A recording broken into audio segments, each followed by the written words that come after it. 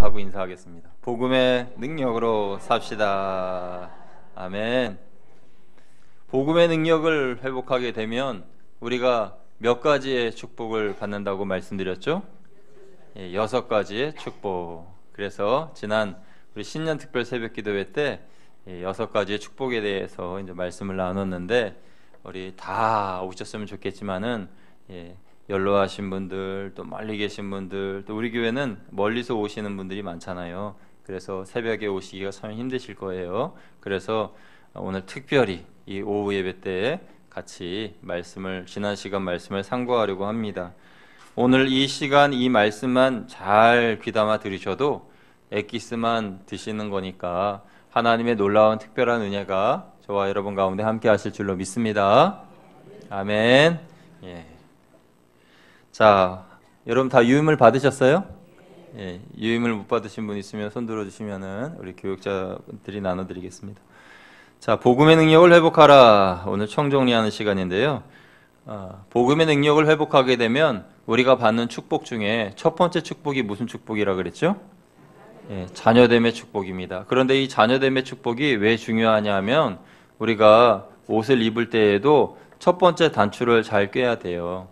그래서 며칠 전에 제가 집에서 나올 때 뭔가 불편하더라고요. 제가 이제 옷을 입고 위에 이 겉옷을 이렇게 코트를 입었는데 뭔가 불편해요.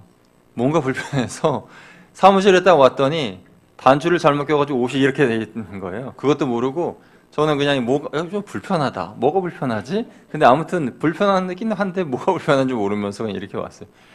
동선거리가 짧으니까 다행히 많이 본 사람은 없었지만은, 그런데 제가 옷을 이렇게 입고 막 거리를 다녔다고 생각해 보세요. 큰 거리를 사람들 많은 데서, 또는 예배 시간에 이렇게 입고 왔다고 생각해 보세요. 첫 단추를 잘못 끼니까 옷이 이렇게 되더라고요. 이렇게. 그래서 첫 번째 단추가 바로 자녀됨의 축복인데, 자녀됨의 축복을 받으려면 우리가 꼭 암송해야 하는 말씀이 있습니다. 무슨 말씀이라 그랬죠? 요한복음 1장 12절 말씀. 그래서 요한복음 1장 12절 말씀을 새벽 예배 나오셨던 분들은 다 암송하셨어요. 우리 새벽 예배 나오신 분들만 저를 보시고 눈 깜빡깜빡, 누가 나오셨는지 모르겠네. 아무튼 다 암송하시라고 말씀드렸고, 또 매일매일 암송했는데 잊어버리지 않으셨는지 한번 확인해 보겠습니다. 또 못 나오신 분들은 지금 이 시간 외워보세요. 꼭 암송해야 하는 말씀입니다. 한번 해보겠습니다. 요한복음 1장 12절 저를 보시고요. 저를 보시고 시작. 영접하는 자 곧 그 이름을 믿는 자들에게는 하나님의 자녀가 되는 권세를 주셨으니. 아멘. 아멘. 제가 보니까 다 외우셨네요. 이야, 참 잘하셨습니다. 아이고, 2층을 못 봤네. 다 잘하셨습니다. 영접하는 자 곧 그 이름을 믿는 자들에게는 하나님의 자녀가 되는 권세를 주셨으니. 이게 첫 번째 단추예요. 여러분, 하나님께서 우리에게 왜 복을 주십니까? 하나님의 자녀이니까 복을 주시는 거죠. 하나님의 자녀니까. 하나님의 자녀가 아닌데 하나님의 복을 우리가 받을 이유가 없고 주실 이유가 없어요. 하나님의 자녀가 되었기 때문에 하나님께서 복을 주시는 거죠. 그러니까 우리는 복음의 능력을 회복한다고 할 때, 영접하는 자 곧 그 이름을 믿는 자들에게는 하나님의 자녀가 되는 권세, 이 첫 번째 권세, 이 첫 번째 축복을 반드시 받아야 합니다. 그런데 자녀됨의 축복을 받으려면 너무너무 방법이 간단하잖아요. 어떻게 하라 그럽니까? 영접하라는 거예요. 영접은 손님이 우리 집에 오실 때 아유 어서 오세요, 들어오세요, 맛있는 음식도 드시고 좋은 이야기도 나눕시다 하면서 이렇게 환영해 주시는 거잖아요. 그게 영접이에요. 예수님께서 내 마음에 오실 때 주님 어서 오시옵소서, 우리가 찬양 드릴 때에도 성령님 내 마음에 오세요 하면서 모셔드리는 거, 그게 영접이지 않습니까? 아주 간단합니다. 그러니까 우리가 마음을 열어서 주님 내 마음에 오시옵소서 하면은 그게 영접이고, 그렇게 영접하는 자들에게는 하나님의 자녀가 되는 권세를 주셨다라고 말씀하고 있습니다. 저와 여러분이 다 하나님의 자녀인 줄로 믿습니다. 그러면 제가 여러분에게 그 증거를 보여드릴게요. 증거. 내가 하나님의 자녀가 되었다는 증거. 하나님의 자녀가 된 증거는 내가 지금 이 자리에 앉아서 예배를 드릴 수 있다는 것 자체가 하나님의 자녀인 증거입니다. 믿으시면 아멘. 우리가 이 자리에 지금 앉아서 예배를 드릴 수 있는 그 자체가 하나님의 자녀라는 증거예요. 성령께서 나와 함께 하시고 하나님께서 나에게 은혜 주셨고 또 내가 그 은혜를 받아 자녀가 되었기에 이 자리에 앉아 예배를 드릴 수가 있는 겁니다.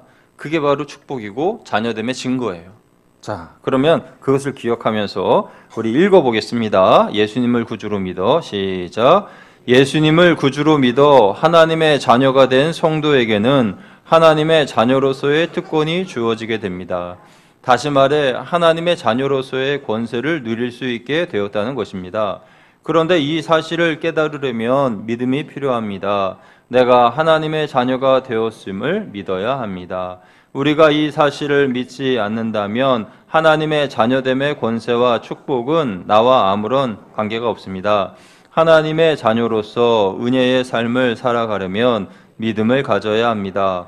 그리고 믿음을 지켜야 합니다. 하나님의 자녀됨의 권세는 우리가 상상할 수 없을 정도의 크나큰 특권입니다. 천사도 부러워하는 특권입니다. 이 특권을 예수 그리스도를 구주로 영접한 우리들에게 주셨습니다. 자, 그래서 하나님의 자녀됨의 첫 번째 특권은 뭐예요? 상속의 특권. 상속의 특권. 상속이라는 것은 물려받는 거잖아요. 기업을 물려받든 재물을 물려받든 그 권세를 물려받던 다 물려받습니다. 그러니까 하나님의 자녀는 하나님의 나라를 유업으로 받는 특권을 가지고 있는 거예요. 그러니까 천사들이 우리를 부러워하는 겁니다. 자, 두 번째 하나님의 자녀의 특권은 뭐라 그랬어요? 영분별의 특권. 예수님께서 말씀하시기를 양은 목자의 음성을 듣는다라고 말씀하셨어요. 그러니까 우리는 하나님의 자녀이기 때문에 하나님의 음성을 듣는 것이고 성령님의 음성을 들을 수가 있습니다. 성령님의 음성을 듣는 사람들은 다 영들을 분별할 수가 있어요. 특히 요즘처럼 혼탁한 이 시대를 우리가 살아갈 때에는 어떤 게 하나님의 뜻인지, 하나님께서 뭐라고 말씀하시고 생각하시는지를 알아야 돼요. 그래야 실수하고 넘어지고 실족하지 않을 수가 있습니다. 그래서 우리는 다 자녀가 되어서 영분별의 특권을 받았다. 세 번째로 하나님의 자녀됨의 특권은 뭐라 그랬어요? 당당함. 당당하게 여러분 하나님의 자녀로서 나아가셔야 되는 거예요. 여러분 우리 아버지가 누구예요? 하나님이시잖아요. 그러면 당당하게 나아가야죠. 할렐루야. 예, 그래서 우리 믿음의 그리스도인들, 특별히 우리 거양교회 교인들은 당당하셔야 돼요. 당당하셔야 돼요. 그래가지고 혹시라도 여러분이 예배 끝나고 지하철을 타고 가시고 버스를 타고 가시고 택시를 타고 딱 가실 때 여러분의 모습을 보고 이 사람은 왜 이렇게 당당한가? 저 거양교회에서 나오는 거 보니까 거양교회 교인이라서 당당하구나. 그렇게 느낄 수 있도록 여러분 당당해지기를 축원드립니다. 자, 그 밑에 지문도 읽어보죠. 하나님께서는 시작. 하나님께서는 당신의 자녀들에게 이러한 권세와 복을 주셨습니다. 따라서 하나님의 자녀인 우리는 더 당당해져야 합니다. 비록 우리가 하나님의 자녀가 되기 위해 한 일이 아무것도 없지만 하나님이 나를 사랑하신다는 사실 하나만으로도 우리는 하나님 앞에 떳떳이 나아가 당당한 이유가 있습니다. 예, 떳떳이 나아갈 당당한 이유가 있습니다. 그래요. 자녀니까 그런 거죠. 자녀들은 항상 부모님 앞에 당당합니다. 별로 한 것도 없고 별로 효도한 것도 없는 것 같은데 그런데 너무너무 당당하죠. 왜 그러죠? 자녀니까 그렇죠. 예. 자, 그래서 우리는 복음의 능력을 회복하게 되면 자녀됨의 축복을 받는다. 첫 번째 축복이죠. 두 번째 축복은 뭡니까? 예, 죄사함의 축복. 따라하겠습니다. 죄사함의 축복. 죄사함의 축복의 말씀은 에베소서 1장 7절인데요. 우리 에베소서 1장 7절 같이 읽습니다. 시작. 우리는 그리스도 안에서 그의 은혜의 풍성함을 따라 그의 피로 말미암아 속량 곧 죄사함을 받았느니라. 아멘. 그런데 이 에베소서 1장 7절 말씀도 너무 길어서 제가 절반 잘라드렸죠. 절반 잘라드렸어요. 기억나세요? 절반 잘라서 어디서부터 외우라고 말씀드렸어요? 예, 그 두 번째 줄이요. 그의 피로 말미암아 속량 곧 죄사함을 받았느니라. 이것도 다 외우시리라고 믿습니다. 한번 이것도 이 두 번째 줄에 있는 것을 절반 잘라서 저를 따라 주시면 감사하겠습니다. 저를 보셔요. 그의 피로 말미암아 속량 곧 죄사함을 받았느니라. 다시요. 그의 피로 말미암아 속량 곧 죄사함을 받았느니라. 이게 죄사함의 축복의 요절이라 그랬죠? 그럼 이거 붙여서 한번 해보겠습니다. 자, 저를 보시고 시작. 그의 피로 말미암아 속량 곧 죄사함을 받았느니라. 아멘. 예, 이것도 다 잘 외우셨네요. 잘하셨습니다. 그의 피로 말미암아 속량 곧 죄사함을 받았느니라. 이 말씀을 우리가 늘 기억해야 합니다. 여기서 그의 피는 누구의 피예요? 예, 예수 그리스도의 피. 그래서 오전에도 설교하면서 마지막 예화 때에 어떤 그 임종을 앞둔 여성도님께서 다른 건 다 잊어버렸지만 한 단어 그라는 것은 예수 그리스도를 말하는 것 아니겠습니까? 예수 그리스도 그를 기억했던 것처럼 우리도 예수 그리스도 그의 피, 예수님의 피를 늘 기억해야 합니다. 자, 읽어보죠. 누구든지 시작.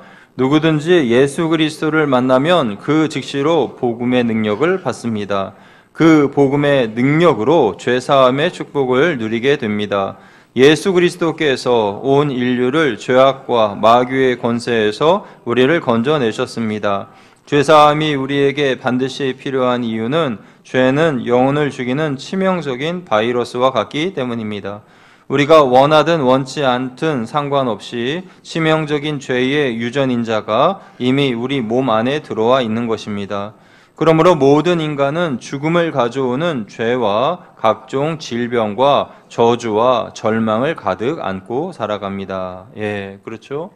여러분, 우리가요, 몸에 질병이 오고 삶에 문제가 생기고 어려움과 또 가난과 또 심적인 그런 고통, 정신적인 질환, 그런 것들이 오는 그런 이유가 바로 아담 때부터 내려오는 원죄, 그 문제를 해결하지 못했기 때문에 그 문제가 내 안에서 골마서 터져 나타나는 현상들이 바로 내 삶의 문제들이라는 거예요. 여러분, 그렇다면 이 근본적인 내 안에 있는 원죄, 아담으로부터 내려오는 그 죄, 그것을 우리가 반드시 해결해야겠지요. 그 죄를 내가 해결할 수가 없기 때문에 예수님께서 대신 해결해 주신 거예요. 그래서 아까 우리가 읽었던 베드로전서 에베소서 1장 7절 말씀에 그의 피, 예? 누구의 피요? 예수님의 피, 그의 피로 말미암아 속량 곧 죄사함을 받았느니라, 그렇게 말씀한 거죠. 그러니까 2000년 전에 우리는 이미 예수님께서 십자가에 못 박혀 돌아가심과 동시에 우리의 모든 죄도 함께 사해졌다, 아니면 사해졌다.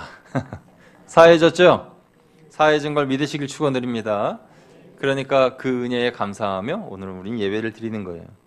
자, 그러면 계속 읽어보죠. 우리의 고통이 바로 거기서부터 시작됐다는 걸 알고 읽어보겠습니다. 시작. 우리에게 고통을 주는 이와 같은 것들은 죄사함을 받아야만 없앨 수 있습니다. 죄의 문제를 근본적으로 해결하지 않고선 지금 우리가 겪고 있는 고통을 결코 없앨 수 없습니다. 아담 이후로 조상대대로 내려온 죄의 고리를 끊으실 수 있는 분은 오직 예수님 한 분이십니다. 그 죄를 예수 그리스도께서 십자가에서 흘리신 보혈로 깨끗이 씻으신 것입니다. 예수님께서 2000년 전에 우리의 됨됨이와 상관없이 이미 우리의 죄를 용서해 주셨습니다. 따라서 예수님을 믿는 자들에게 죄의 뿌리가 뽑힌 셈입니다. 하지만 죄 사함에 대한 선행 조건이 있습니다. 그것은 믿음입니다. 믿음. 네, 믿음. 여러분, 죄 사함의 축복을 내게로 가져오기 위해서는 믿음이 있어야 한다는 것이죠. 믿음. 네. 앞서 자녀됨의 축복을 받는 것도 믿음이 있어야 됩니다. 영접하는 자, 그 이름을 믿는 자, 믿어야 돼요. 거기도 믿음이 필요하고 여기 죄사함의 축복, 여기도 믿음이 필요해요. 그러니까 우리의 삶에 이 믿음이라고 하는 것은 어떤 열쇠와도 같습니다. 하나님의 축복을 내 것으로 취할 수 있는 열쇠.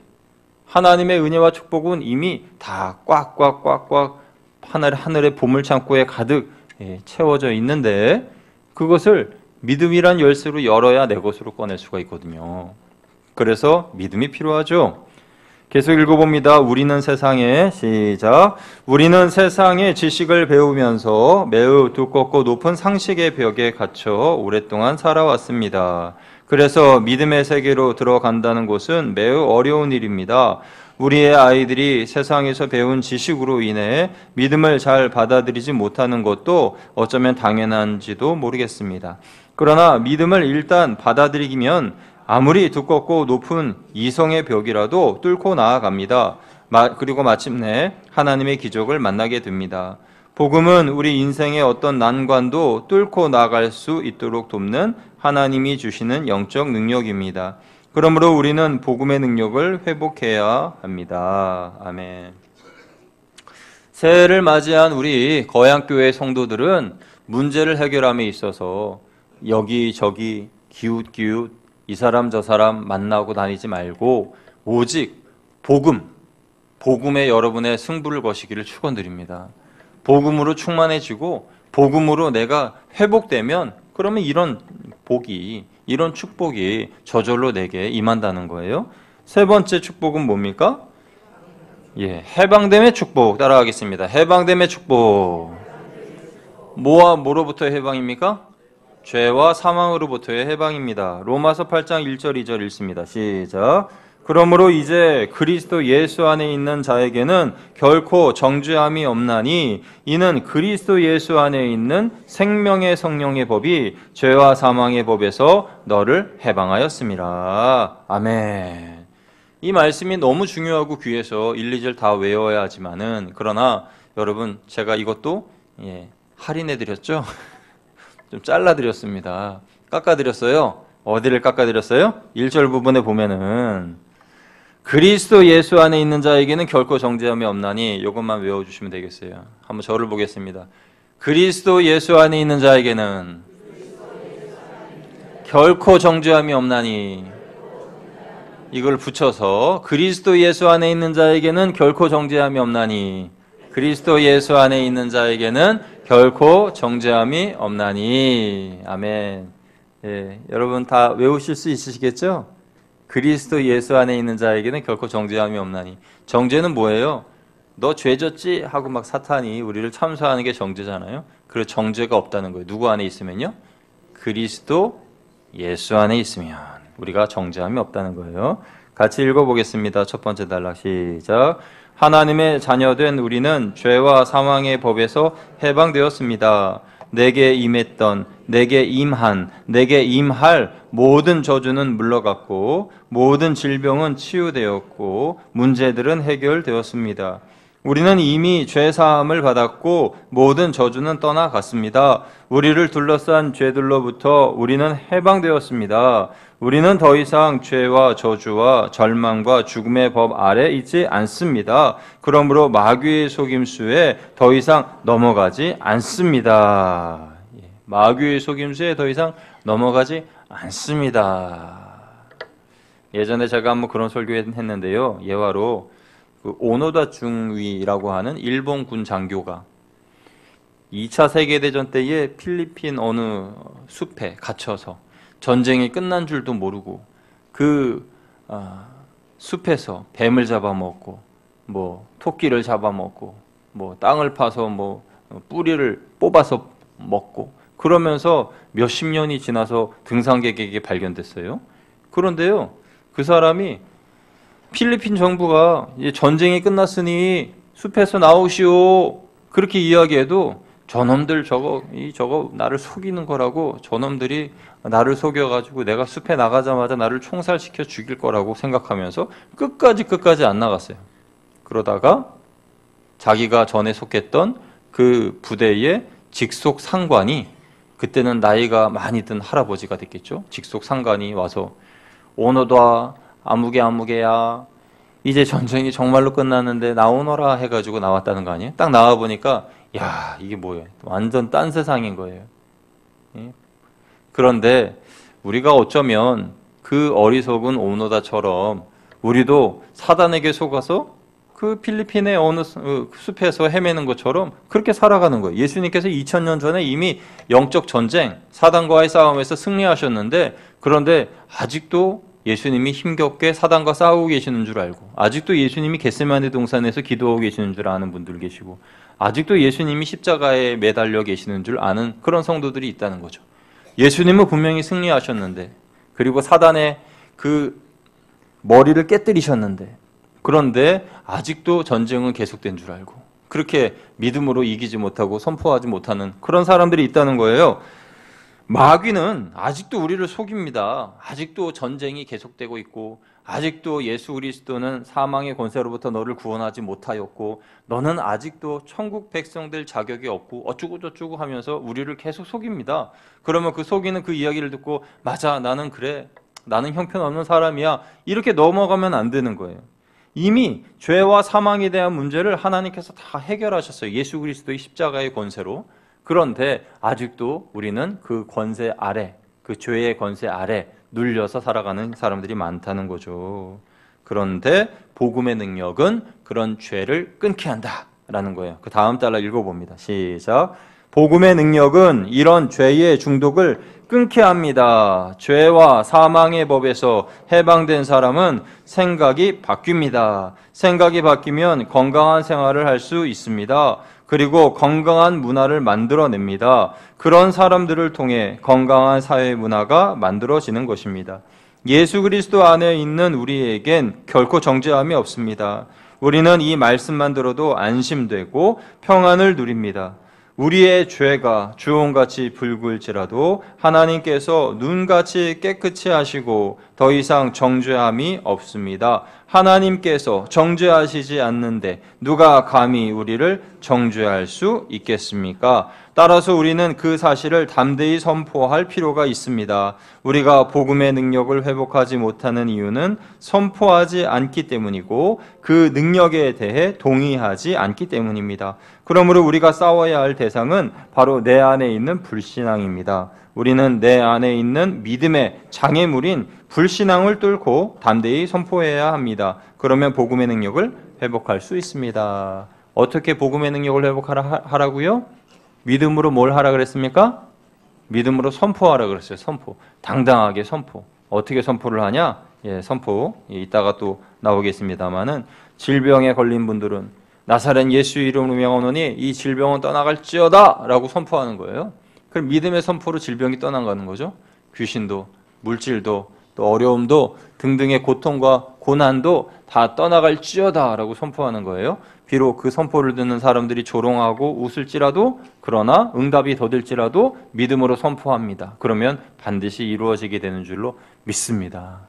여러분 2020년도에 믿음의 선포를 많이 하세요. 그 선포를 여러분이 2020년 이 마지막 송구영신 예배 때 모두 다 거둬들이게 될 줄로 믿습니다. 아멘. 아멘 안 하시는 분들은 어떻게 하면 좋죠? 그렇게 될 줄로 믿습니다. 아멘. 아멘 하셔야 돼요. 자, 4번. 네 번째 축복은 뭡니까? 치유의 축복. 베드로전서 2장 24절 읽어봅니다. 시작. 친히 나무에 달려 그 몸으로 우리 죄를 담당하셨으니 이는 우리로 죄에 대하여 죽고 의에 대하여 살게 하려 하심이라. 그가 채찍에 맞음으로 너희는 나음을 얻었나니. 아멘. 그래서 이 성경 말씀도 제가 3분의 1로 나눠서 마지막 부분만 외우시라고 말씀드렸죠.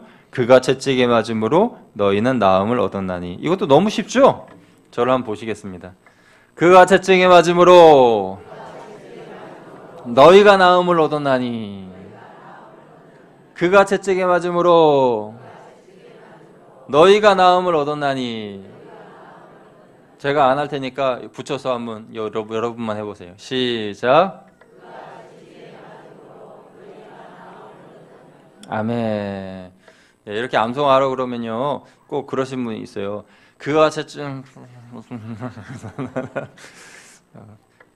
채찍에 맞음으로 너희가 나음을 얻었나니. 여러분 얼마나 좋은 말씀입니까? 그가 예수 그리스도께서 채찍에 맞으심으로 너희가 나음을 얻었다.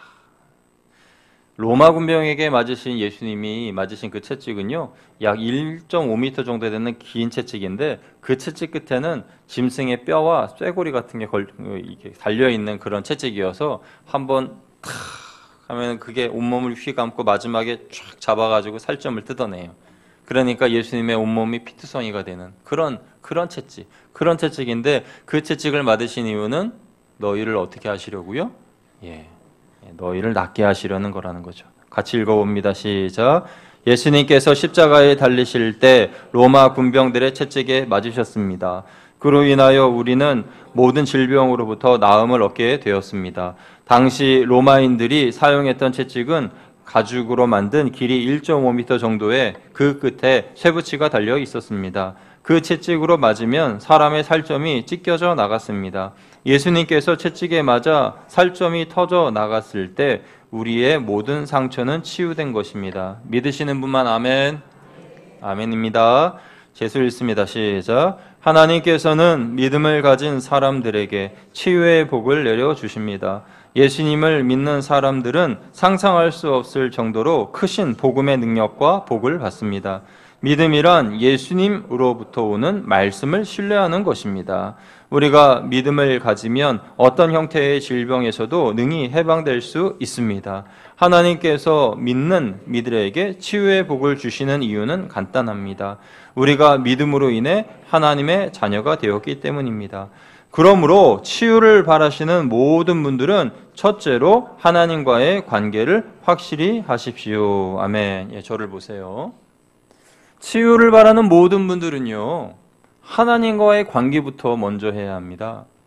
자녀됨의 축복이 첫 번째 단추라고 말씀드린 이유는 하나님과의 관계 때문이에요. 하나님과의 관계가 내가 하나님의 아들이요 하나님의 딸이 될 때 당연히 아들, 딸을 고쳐주시는 분이 하나님 아버지시죠. 아버지시니까 고쳐주시는 거예요. 그런데 내가 하나님의 자녀가 아니라면, 하나님의 아들도 아니요 딸도 아니요, 그렇다면 하나님께서 나를 고쳐주실 이유가 있습니까? 그러니까 이 치유의 축복을 받기 위해서 우리가 믿음으로 하나님과 나와의 관계부터 회복돼야 됩니다. 하나님과 나와의 관계. 그 관계가 서먹서먹했다면 서먹서먹하시면 안 돼요. 주님을 날마다 만나고 주의 은혜를 느끼고 주님과 함께 교제하는 그런 하나님과의 끈적끈적한 끈끈한 그 사랑의 교제가 회복이 돼야 됩니다. 그래서 치유를 바라시는 모든 분들은 첫째로 하나님과의 관계를 확실히 하십시오 라고 적은 겁니다. 계속 읽습니다. 우리는 하나님과 나와의 관계를 확실히 해야 합니다. 하나님은 나의 아버지, 나는 하나님의 아들, 딸입니다. 예수님의 치유 사역에서 모든 것은 항상 믿음의 문제였습니다. 예수님께서는 오늘 우리의 믿음도 확인하십니다. 믿음은 끊임없이 찾아오는 의심과 두려움으로부터 싸워서 쟁취하는 것입니다. 우리가 믿음을 가지려면 깨뜨려야 할 것들이 많이 있습니다. 의심과 공포, 두려움, 이성과 지식과 경험, 이런 선지식들이 우리가 믿음을 소유하는 것을 방해합니다. 믿음의 또 다른 이름은 정직입니다. 하나님 앞에서 이리저리 재보고 믿겠다고 하는 사람은 정직하지 못한 사람입니다. 그러나 말씀 앞에서 정직하게 자신의 연약함을 아뢰고 하나님의 크심을 인정하며 바라고 기도할 때 기적은 일어납니다. 아멘. 믿음의 또 다른 이름은 뭐라고요? 정직. 그래서 우리는 하나님 앞에 정직해야 돼요. 힘들면 힘들다고 말씀하시고 도와달라고 간절히 바란다고 하나님 앞에 간구하며 우리가 기도할 줄 알아야 합니다. 하나님 앞에 숨길 것이 무엇이 있습니까? 하나님 앞에 간절히 구하고, 또 이 믿음이라고 하는 것은 쟁취입니다. 쟁취. 의심, 걱정, 염려, 미래에 대한 불안감과 사망에 대한 공포, 그런 것들에 대하여서 끊임없이 싸워서 쟁취해 나가는 것이 믿음이에요. 그래서 참 저 사람 믿음이 좋다, 저분 참 믿음이 좋으시다 라고 하는 건요, 기도를 미사 요구를 넣어서 잘 하시기 때문에 믿음이 좋다고 말씀하는 것도 아니고요, 교회에서 사람들이 보는 데서 열심히 봉사를 많이 하시니까 그래서 믿음이 좋다고 얘기하는 것도 아니에요. 보여지는 어떤 드러나는 것들이 눈에 띄게 많다라고 해가지고 저분이 믿음이 좋다는 게 아니고, 그분에게는 주님의 흔적이 많은 거예요. 훈장이 많다는 겁니다. 전쟁에서 군인이 나가서 막 싸우다가 막 포탄에 맞아가지고 막 여기 찢기고요, 막 어디가 잘려나가고 뭐 어디가 움푹 패이고, 우리 군인들 보면요, 전쟁에 나갔다 오신 군인들 보면 그 피해가 참 이루 말할 수 없을 정도로 참 안타깝잖아요. 우리가 믿음을 가졌다는 거는 그렇게 사단과 수없이 많이 싸운다는 것이고, 내 안에 있는 의심과 불안과 공포와 염려와 미래에 대한 그런 어떤 것들, 그런 나의 가치관, 세계관, 그리고 육신의 정욕들, 그런 것들과 정말 싸워서 내 몸에 주님의 흔적이 너무나 많은, 그래서 주님이 주신 훈장을 너무 많이 달고 있는 그분이 믿음이 좋으신 분이에요. 그러니까 내가 영적으로 싸워 쟁취한 것이 많이 있는 그분이 믿음이 좋다라고 해야지, 드러나는 뭐 말을 잘한다든지 아니면은 뭐 선심이 좋다든지 그런 것으로 믿음을 척도를 잴 수는 없는 겁니다. 자, 다섯 번째는요, 기도응답의 축복입니다. 요한일서 5장 14절 시작. 그를 향하여 우리가 가진 바 담대함이 이것이니 그의 뜻대로 무엇을 구하면 들으심이라. 아멘. 이것도 마지막 끝부분만 외우시면 돼요. 따라하겠습니다. 그의 뜻대로 무엇을 구하면 들으심이라. 예, 이제 저를 보시고요. 그의 뜻대로 무엇을 구하면 들으심이라. 자, 이제 붙여서 그의 뜻대로 무엇을 구하면 들으심이라. 그의 뜻대로 무엇을 구하면 들으심이라. 무엇을 구한다는 말은 무엇이든지 구하면 하나님이 들어주신다는 건데, 누구의 뜻대로요? 그의 뜻대로. 그의 뜻대로 무엇이든지 구하면 들어주신다라는 말씀을 우리가 외운 거죠. 믿음을 자신의 것으로 만드는 통로가 바로 기도입니다. 하나님께서 주신 은혜를 받을 수 있도록 하는 것이 믿음이고, 우리로 하여금 믿음을 가질 수 있도록 하는 것이 기도입니다. 우리는 하나님의 약속된 말씀에 기초한 언약의 기도를 해야 합니다. 이 기도는 이미 이루어진 주님의 은혜를 믿음으로 가져가는 기도입니다. 예를 들어서 나의 병은 이미 고침을 받았습니다 라고 선포하는 그 믿음의 선포. 어느 말씀을 기반으로 한 말씀 선포예요? 우리가 위에 읽었잖아요. 치유의 축복에서 그가 채찍에 맞음으로 너희는 나음을 얻었나니. 이 말씀을 그 말씀 그대로 믿는 거예요. 어린아이처럼 순수하게 100% 하나님의 말씀을 그대로 믿는 거예요. 하나님, 예수님이 채찍에 맞으심으로 우리가 나음을 얻는다 그랬잖아요. 그러면 예수님께서 날 위하여 채찍에 맞으신 것을 제가 믿사오니 하나님 저의 병을 고쳐 주시옵소서, 우리 가족의 병을 고쳐 주시옵소서, 이렇게 믿음으로 선포하는 겁니다. 할렐루야. 그런 믿음의 선포, 그런 고백을 해야 한다는 거예요. 우리가 그 사실을 감사와 찬양으로 선포할 수 있어야 한다는 거죠. 자, 4페이지로 가시고요. 4페이지 제일 위, 우리는 기도에 읽어보겠습니다. 시작. 우리는 기도의 응답을 믿으며 먼저 두 가지 일을 선행해야 합니다. 하나는 하나님께 감사하는 일입니다. 우리는 우리의 기도 응답에 이미 이루어 주신 것을 믿고 이에 대해 감사하고 찬양할 줄 알아야 합니다. 또 하나는 응답될 것에 대해 믿음으로 선포하는 일입니다. 때로 우리의 주변 사람들이 응답이 늦어질 때 믿음으로 선포하는 우리를 보며 조롱할 수도 있습니다. 그들이 기도 응답이 이루어질 것에 대해 동의하지 않고 놀려댄다고 해도 조금도 동요하지 마십시오. 여러분, 노아는요 120년 동안 놀림을 받았어요. 노아는 방주를 지어라 라고 하나님께서 말씀하신 그 말씀을 듣고 난 후에 120년 동안 방주만 졌는데, 이 사람들이요 왔다 갔다 하면서 그 산에 방주를 짓는 그 사람을 보면서 저 사람 정신 나간 사람 아니냐? 미친 사람 아니야? 그러면서 놀려댔어요. 몇 년 동안요? 120년 동안. 120년 동안 그렇게 놀림당하면서 방주를 완성한 겁니다. 여러분, 뭐 옛날 사람들은 뭐 몇천 년을 살았으니까 120년 뭐 얼마 안 되는 그런 시간이다라고 생각하실지 모르겠지만 그렇지 않죠. 1년이 얼마나 깁니까? 10년이 얼마나 길어요. 근데 120년? 어마어마한 시간이죠. 그 시간 동안 사람들이 막 놀려댔어요. 기도 응답도 안 되고. 그러나 노아는 하나님의 말씀을 믿었다라는 것입니다. 우리도 그렇게 하나님의 말씀을 믿어야 한다는 거죠. 사람들이 기도 응답 못 받았다고, 늦어진다고 조롱하지 말고 우리가 믿어야 한다는 거죠. 우리는 담대함을 가지고 이 사실에 대해 믿음으로 주변인들에게 선언해야 합니다. 우리가 기도 응답을 감사하고 찬양하고 선포할 때 영광을 볼 수 있습니다. 하나님은 실수하지 않는 분이십니다. 하나님의 계획은 완전하십니다. 하나님은 실현하지 않으시는 분이십니다. 말씀을 통해 약속하신 바는 반드시 행하시는 분이십니다. 저는요 신년 특별 우리 송구영신 예배 때 여러분 다 기도 제목 적어내시고 새해의 각오와 다짐에 대해서 적어내셨잖아요. 그런데 지난 한 해 동안 여러분이 한 일을 저는 알고 있다. 웃지도 않으시네요. 영화 제목 중에 나는 내가 지난 여름에 한 일을 알고 있다. 뭐 이런 영화 제목이 있어요. 그걸 제가 빗대어서 말씀드린 건데 뭐냐 하면요. 그 말씀을 보니까 그 기도 제목을 보니까 그 집에서 기도 제목이 있어요. 무슨 기도의 제목이냐. 제가 실명은 거론할 수 없습니다. 왜냐하면 이름을 안 적으셨으니까. 이름 좀 적어주셨으면 말씀드렸는데 다들 이름을 안 적으신 분들이 많더라고요. 내년에는 거기 꼭 이름 적는란을 넣을게요. 그런데 거기서 보니까요. 필체가 꼭 여성분 필체 같아요. 그러면서 적으셨는데 우리 바깥 집사님 올해는 술 끊게 해주세요. 담배 끊게 해주세요. 뭐 그런 제목들이 있었어요. 그런데 저는 바깥 집사님들한테 말씀드립니다. 이런 얘기할 때는 눈을 마주치면 안 돼. 눈을 마주치면 특정한 어떤 사람을 이야기하는 줄 아니까 저는 저 모니터에 나오는 제 모습을 보면서 이야기를 해요. 올해 정말 끊을 거는 끊고 하지 않을 거는 하지 않겠다라고 그렇게 다짐을 하셨다면 다짐으로만 끝나는 것이 아니라 믿음으로 선포하시라고요. 믿음으로 선포. 어떻게 해요? 나 술 끊었다.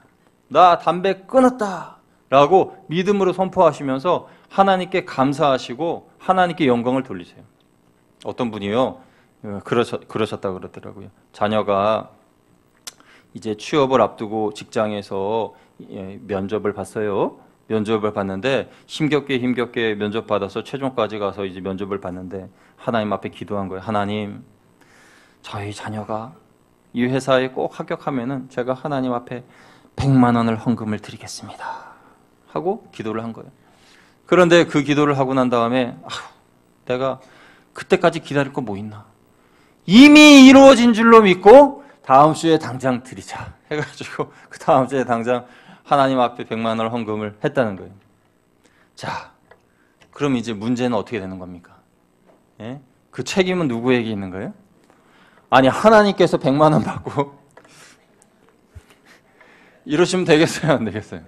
하나님께서 하나님 된 줄로 믿습니다 하고 믿음으로 탁 했는데 봐봐요. 성경 말씀에는 믿음으로 선포하는 자에게 다 이루어 주신다고 약속하셨는데 그런데 그렇게 믿음으로 선포하고 믿음으로 행동으로 옮겼는데 하나님이 역사하지 않으십니까? 어떻게 됐겠어요? 그 자녀가 됐겠어요? 안 됐겠어요? 안 됐으면 제가 말씀을 안 드리죠. 됐어요. 하나님께서 은혜 주셔서 됐습니다. 여러분 믿음은요 선포하는 거고요. 믿음은 그대로 된 줄로 믿는 거예요. 내가 술도 끊고 담배도 끊고 나쁜 짓 다 끊는다. 그것은요. 나는 안 돼요. 그건 못해요. 그럼 못해요. 평생 못합니다. 어떻게 끊습니까? 평생 못 끊어요.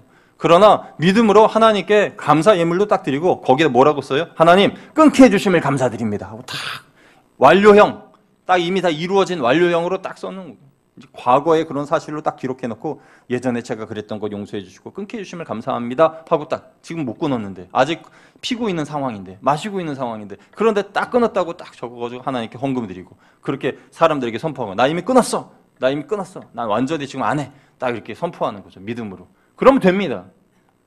그런데 이 말에 그 꼬리가 붙어가지고 내일부터 하려고요 라고 그러면 그 내일이 또 내일이 되고 내일이 돼가지고 평생 못 끊습니다. 여러분 우리는요 담대함을 가지고 믿음으로 선포해야 되고요. 하나님 앞에 믿음으로 나아갈 때 하나님이 반드시 역사하십니다. 할렐루야. 자 마지막 축복 6번째 축복 무슨 축복이에요? 성령 충만의 축복입니다. 성령 충만의 축복 마가복음 1장 8절 읽습니다. 시작. 나는 너희에게 물로 세례를 베풀었거니와 그는 너희에게 성령으로 세례를 베푸시리라. 아멘. 여기서 나는 누굽니까? 세례 요한입니다. 세례 요한이 사람들에게 물로 세례를 베푸는데 내 뒤에 오시는 분이 있다. 예수님이신데 예수님은 너희에게 성령으로 세례를 베푸시리라 말씀하셨어요. 자, 따라하겠습니다. 그는 너희에게 성령으로 세례를 베푸시리라.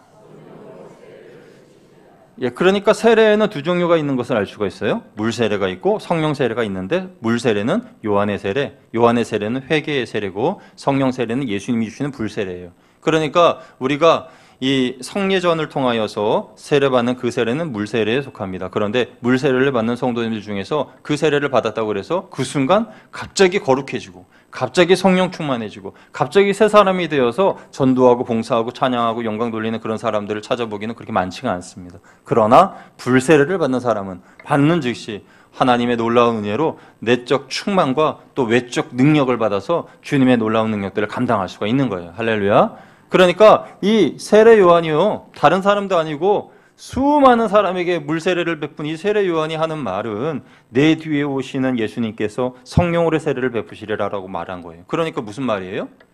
물세례만으로 만족하지 말고 성령 세례를 받아라 라고 말씀한 거예요. 예수님께 주시는 그 성령 세례를 받아라, 예수님이 주시는 그 성령의 불을 받아라 라고 말씀하신 거죠. 자, 그래서 우리가 복음을 회복하게 되면, 복음의 능력을 회복하게 되면 받는 여섯 번째 마지막 축복이 성령 충만함의 축복이다라는 겁니다. 한번 읽어보죠. 복음의 능력을. 시작. 복음의 능력을 회복하는 이에게 주시는 일곱 번째 축복은 성령 충만의 축복입니다. 예수님 당시에 요한은 회개의 세례를 베풀었습니다. 세례는 예수 그리스도를 믿는 이들이 주님과 함께 십자가에 못 박혀 함께 죽고 함께 부활하는 것을 의미하는 증표입니다. 우리는 복음의 능력을 회복하기 위해 반드시 성령 세례도 받아야 합니다. 물 세례는 사람이 주는 것이지만 성령 세례는 예수님께서 직접 주시는 것입니다. 세례 요한은 세례에 대한 강조를 회개에만 국한하지 않고 성령 세례로의 확장에 주안점을 두었습니다. 우리의 신앙의 시작은 회개를 통한 구원이지만 신앙의 마침은 성령으로 충만한 신앙생활인 것입니다. 따라서 우리가 복음의 능력을 회복하게 되면 자연스레 성령 충만한 축복된 삶을 살게 됩니다. 성령 세례는 이미 우리에게 온 사실입니다. 우리는 그 사실을 인정하고 믿음으로 받아들이기만 하면 됩니다. 성령님의 오심을 사모하며 성령께서 내게 충만히 임하시기를 바라고 기도하면 이루어집니다. 예, 그러니까 모든 것은 다 사모함이 있어야 됩니다. 믿음도 사모함이 있어야 되고 병고침도 사모함이 있어야 되고 성령 충만도 사모함이 있어야 됩니다. 사모하는 이에게 하나님이 주시는 선물이에요. 마지막 단락 같이 읽어요. 시작. 복음의 능력이 회복되어 우리가 성령 충만의 축복을 받게 되면 저절로 기도가 나오고 전도가 됩니다. 즐거운 일들이 일어나고 내가 미처 생각지 못했던 감사한 일들이 내 삶에 일어나게 될 것입니다. 이런 복된 일들이 여러분들의 가정에서, 직장에서 일어나게 되시기를 축원드립니다. 여러분이 복음의 능력을 회복하심으로 여러분의 삶에 자녀됨의 축복, 죄사함의 축복, 해방됨의 축복, 치유됨의 축복, 기도응답의 축복, 성령 충만의 축복이 넘쳐나시기를 주님의 이름으로 축원드립니다. 아멘. 축원드립니다. 여러분 이 6가지 축복 다 받으신 줄로 믿습니다. 완료형이라고 말씀드렸죠? 미래형이 아니라 그렇게 될 것 같아가 아니라 그렇게 이미 된 줄로 믿습니다. 그 믿음을 가지고 여러분 승리하시고 여러분 이 유임을 가져가셔서 한 번 더 읽어보시고 또 아는 지인에게도 한번 주시고 그리고 다음번 신년 특별 새벽 기도회는 여러분 더 많은 분들 나오셔서 이제 다가오는 특별 새벽 기도회는 고난 주간 특별 새벽 기도회예요. 예, 그때는 또 다른 우리 부서가 또 이번에는 첫 번째 시작은 구역에서 시작했으니까 이번에는 부서로서 한번 하면 좋겠습니다. 그래서 부서, 그럼 부서는 여러 가지 부서가 있겠죠. 남성교회, 여전도회, 또 권사회, 안수집사회, 또 교사연합, 또 뭐가 있을까요? 교사연합은 우리 청년들도 같이 하는 걸로 하고 그리고 한 가지 더 제가 어젯밤에 생각했었는데 지금 기억이 안 나요. 아무튼 그렇게 해가지고 다 같이 하면 6일밖에 안 돼요. 특별 새벽 기도회가. 어느 교회는 3주간 동안 하고 뭐 그런다 그러는데 6일밖에 안 돼요. 6일밖에 안 되는 이 특별 새벽 기도회는 우리가 열심히 나와야 됩니다. 여러분 이번 한 주간 동안 지난 한 주간 동안 있었던 이 특별 기도 새벽 기도회 때 주셨던 주님의 말씀을 마음속에 잘 새기셔서 여러분 모두가 다 축복된 삶을 올 한 해 동안 살아가시기를 축원드립니다. 축원드립니다.